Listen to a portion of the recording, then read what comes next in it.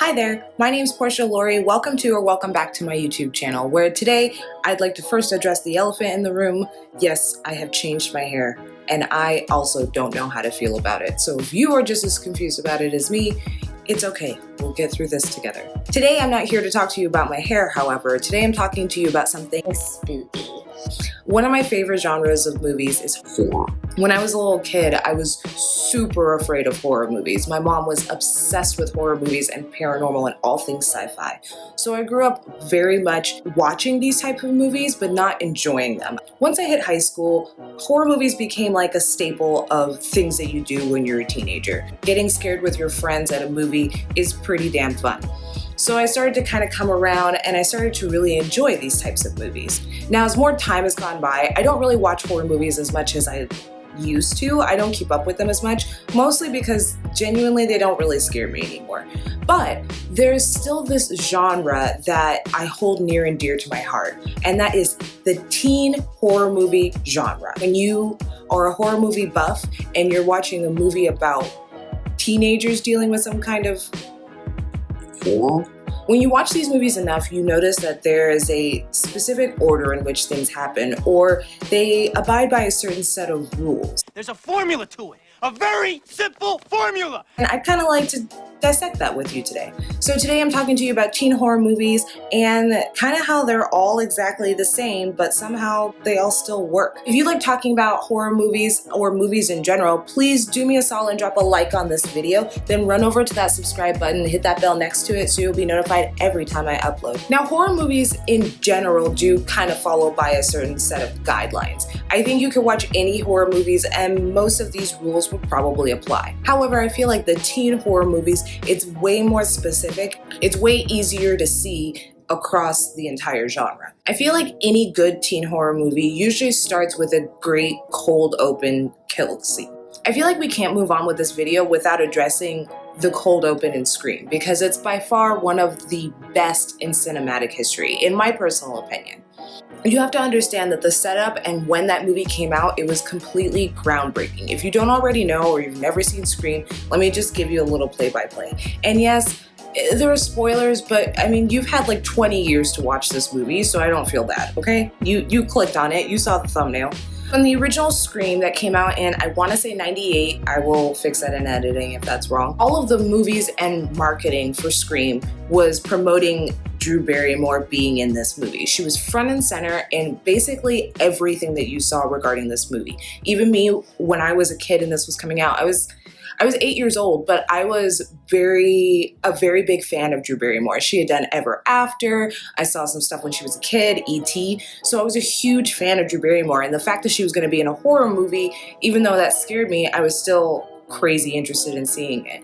And the fact that Drew Barrymore dies in the opening scene, within the first 15 minutes, her character's over and we literally never see her again. There's no flashbacks. She doesn't come out as a ghost. Nothing. She's dead from the beginning of the movie. So it's groundbreaking. Usually when I see a star of that magnitude being killed off in a horror movie that quickly, most people would assume, oh, she's going to be the final girl, or at least she'll last the majority of the movie to keep viewers interested.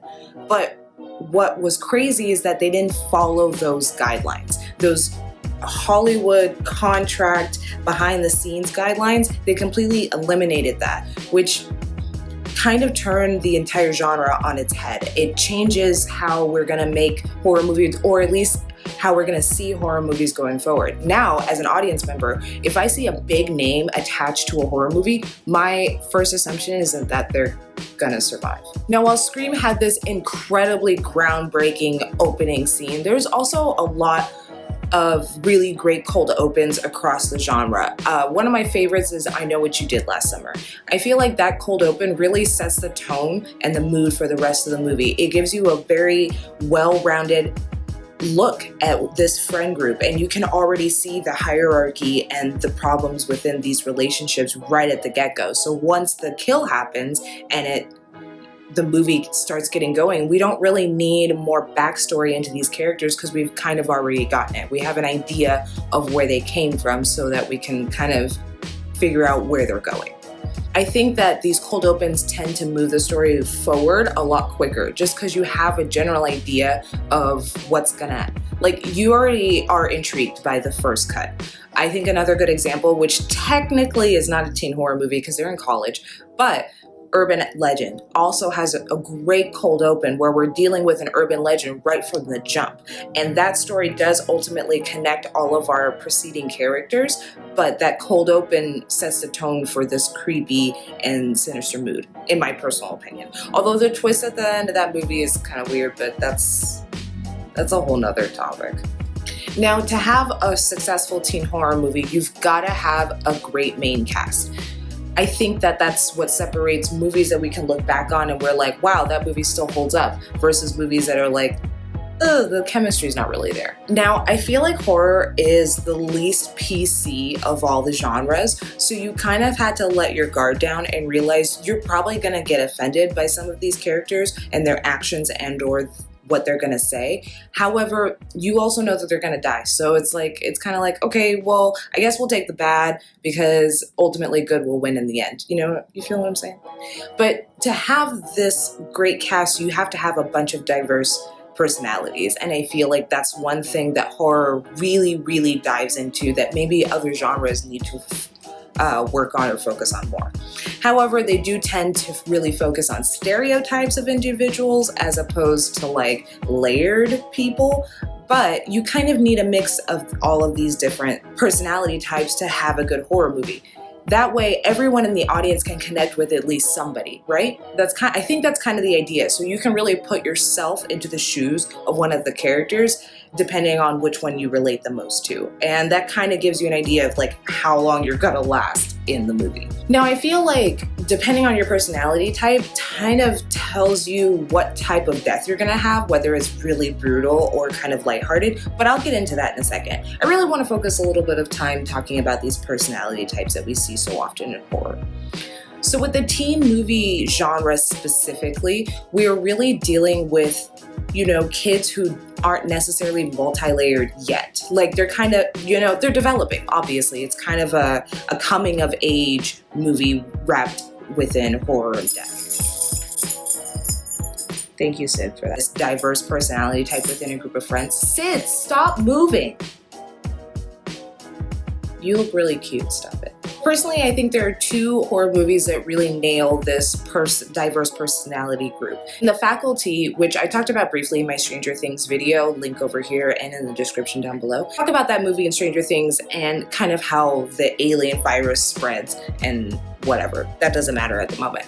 But what I really like about this movie is that there's a diverse group of kids that were kind of all forced to work together in order to defeat this alien thing taking over their school. The Faculty, we see this group of kids who are not all naturally friends, but they all kind of are forced together, essentially, to defeat this evil. And I think that this movie, while incredibly stereotypes certain types of students, different people that you can kind of align with or people that you see yourself in. So, for example, there's Josh Hartnett's character who's like the pretty boy and an actually really smart scientist, I want to say. He just doesn't apply himself enough. Elijah Wood's character, which is like your classic nerd, is fantastic in that role. He really fits that narrative of like being a pretty smart and intuitive kid, but not getting the respect that he deserves, and also not being confident enough within himself to vocalize what he's trying to say to people or warn them about this. No one takes him seriously. Delilah is like the overachieving girl at school who's also like a huge heinous bitch, and I feel like that fits a category for somebody, I'm sure. But you kind of get the idea, is like they pick on all these different types of cliques that would be in high school and then forces those personality types to work together. And while these types of characters or personalities may not exist perfectly in life, I think you also have to think that these movies are made, or at least trying to personify themselves as made by a teenager. So we should look at all these character types and see that they're stereotypes, but that's also how kids see each other. It's not until you're older that you realize there's multiple layers to a person. You know what I mean? But in my personal opinion, those two movies really nail it. I didn't talk too much about Final Destination, but you can kind of see the same type of archetypes structured in that movie as well. And the most important part to having a good horror movie, period, is to have a villain. And I feel like in teen horror, they really focus on having villains that are either hard to be seen or they're like don't exist in the real world. Of course, there's always an exception to the rule, but I think for the most part, they really try to focus on things that parents can't see seriously, and that's why the problem never escalates to police being involved. And within these archetypes of villains, I feel like there's two real types that we deal with the most often. The first one is the backstory or some kind of childhood trauma. High school teacher, he got crazy obsessed with a young female student. They fired him, that didn't stop it, and then when the family got a restraining order against him, then he went psycho. She got home from the movies, he didn't know she was there. She hid under the bed and had to watch him kill her mother. That blocks the kids or the affected people by not allowing them to remember something traumatic that happened in their childhood. If we look at Freddy Krueger, you can see it in the remake and in the original version that there's this sense that these kids don't remember this person until they're being told about it. So it's some kind of traumatic experience that happened to them that they're not able to fully deal with until they're kind of forced to deal with it. Final Destination, actually, since I didn't really talk about it too much in the last topic, Final Destination definitely falls into this category as well, because the killer in these movies isn't a physical killer. It's life. It's the natural order that things are supposed to take place. It's not anything that is physically, you can't physically touch it, you can't remove it, you can't do anything about it, which makes it even more scary because there's no way to fight it. Now, to have any successful teen horror movie, you must have some type of party. It can be a school dance, it can be a house party, it could be a vacation somewhere, but you have to find a way to group a whole bunch of kids in one place to create mayhem and chaos. It's just how it works, okay? You cannot have a successful horror movie, in my opinion, without a scene like this. Good example of what I'm talking about would be like Jennifer's Body. So this is one of my favorite movies, written by one of my favorite writers, Diablo Cody. I think she's so incredible, and I could go on and on about how much I enjoy her movies, but I'll save you for now. In Jennifer's Body, we see that at the beginning of the movie, Jennifer is possessed by a demon because she was going to be sacrificed by this band, but she wasn't a real virgin. Fast forward, she is a demon, and it all goes down. The final showdown all takes place at the school dance, which is like not a prom. It's whatever like a fancy dance is prior to prom. I was homeschooled, so I don't fucking know. I think it's like homecoming or winter formal, I don't know, but they're at some kind of big dance, and we have our final, battle. Kind of go along with that theme as well with Jennifer's Body is prom night, and I'm talking the remake with Brittany Snow because I'm not educated enough to have gone out and watched the Jamie Lee Curtis one, but I'm fully aware this is a remake. But what I really like about prom night is because it takes place in a hotel, there's different levels of the hotel for them to play with, and I think that creates a lot of suspense and a lot of actually really good jump scares. So he can be, killing on one floor, but then on another floor, everything's fine and nobody can hear them. And then you also have to think about the fact that this prom is probably incredibly loud, which would cover a lot of what is going on within the rest of the hotel. They're adding on to the hotel, I think, or they're renovating one of the floors, which creates another layer of really interesting things to happen and a lot of good jump scares. I don't know. I'm really big fan of the party scene, and you always get at least a couple good deaths out of it. I feel like that's a weird thing to say. Party scenes tend to create really elaborate deaths, to bring them up again, Scream. We have the way Rose McGowan dies in the garage door opener, while highly unfathomable, very entertaining to watch, and quite scary, I might add. Since we're talking about death, we have to talk about the way these characters die. I feel like teen horror has a tendency to stray away from easy deaths, and more when I'm watching a horror movie, I'm interested in like crazy ways that you could go out, or things that are not naturally scary. No fear associated with the object, and then it becomes used as a weapon. I think those are far more interesting and far more scary than anything with like a blade. Final Destination obviously has some of the best kill scenes in, I would say, horror, period. Like, they really are in depth, they're different, they're thought out, and they're unlike most other things that you see. I feel like we have to talk about the order in which characters die, because I feel like you can pretty much predict when certain characters are going to die based on how they are presented throughout the movie.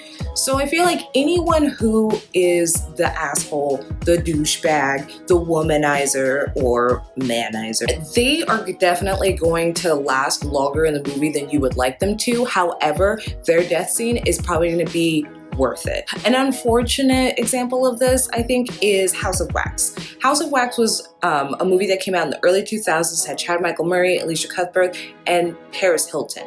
They marketed this movie with the fact that Paris Hilton was going to die. You knew Paris Hilton was going to die before the movie starts. Like, they really marketed it like that. They heavily indicated how she was going to die in this movie. And you have to remember, in the early 2000s, she had trademarked That's Hot. She was on The Simple Life. She was this huge megastar.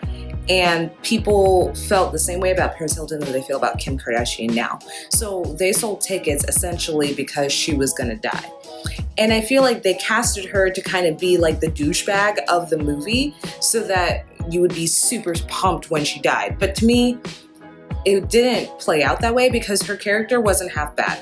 And her character didn't have a whole lot of substance, and there was really no reason for her to have such a violent death, aside from outside sources contributing to how that went down. I feel like that's the type of death that we see by the douchebag character in a lot of horror movies. You are waiting for them to die, and then usually the follow-through is pretty large. We also have to kill off at least one innocent character. I feel like every horror movie has at least one character where you're like, yeah, that person definitely didn't deserve it. Like, they did nothing that was even like questionable. They just died. Like Drew Barrymore at the beginning of Scream, Stokely in The Faculty. Like, they didn't really necessarily need to die, but we gotta have someone to be kind of the tearjerker, to force the protagonist into the hero position. What's a good teen horror movie without a couple jump scares? You've gotta have, your mirror fake out. You've gotta have someone jumping out of a closet.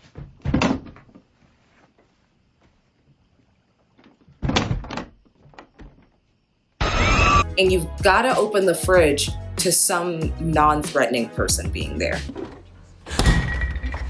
Christ, Charlie, that's twice today. You're gonna give me a... There's always exceptions to the rule, so I feel it wouldn't be fair without at least mentioning those ones that really did their own thing. Last House on the Left, which I'm talking about the remake more so than the original. It's not that I don't like it, it's just not for me. But the remake that came out in the early 2000s, I feel like is not what you expect it to be. I also don't think it fully fits the teen horror movie because it actually deals with a family, but the main protagonist is a teenage female. So if you're looking for something that doesn't actually fit into these rules or this pre-thought out storyline, that's a really good one to check out. I also highly suggest Stay Alive, which again is slightly outside the teen horror movie genre, but I think it still kind of fits. It does have this diverse group of kids, but I think that because it's centered around a video game, it makes it stand out from other movies like it in the genre, because there are a lot of movies that are made based on video games, but not so many that the video game is the villain itself. And I really liked this movie when I saw it. I think that's gonna wrap up my video today. I hope you enjoyed learning a little bit more about how these teen horror movies are made. If you like this video, make sure to do me a solid and drop a like on this video. Please be sure to leave a comment down below. And then also make sure that you subscribe to my channel and hit that bell next to it so you can be notified for all of my spooky videos for the month of October. I've had a lot of fun with you guys today. I hope you've had fun with me, and I'll catch you next time. Bye.